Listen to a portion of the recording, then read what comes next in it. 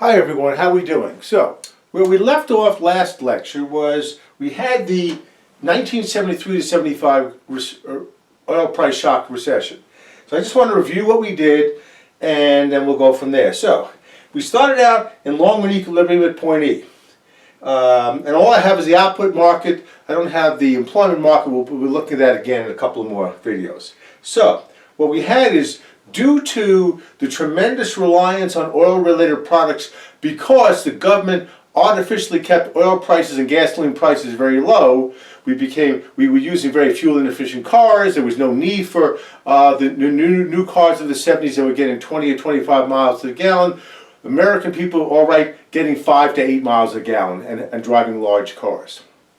So eventually, as we described last time, the government eventually lifted those price restrictions and the price of gasoline went up almost 300% literally overnight. So what we argued was it acted like a negative technology shock because oil was so important in our production process and we were so dependent upon it because it was so cheap that when oil prices skyrocketed, the natural level of output went from YN 74 to YN 75. This long-run average supply schedule shifted inward.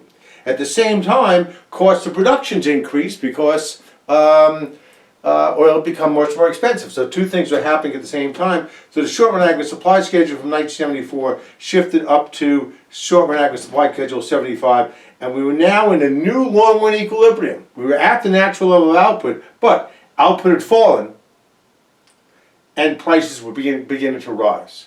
So, in 1976, the Federal Reserve said, we have to do something about this. So what they conducted was expansionary monetary policy. So what I have over here is, I'm starting at E prime, which is in fact this E prime over here. I realize this green may be a little light, I'll switch to blue one next time. So, we start, this E prime again is in fact that point right here. Scaling wise is a little bit odd, but then we don't care about that. So, what the Federal Reserve did was increase the money supply. They engaged in open market operations where they purchased securities or bonds back from the banks.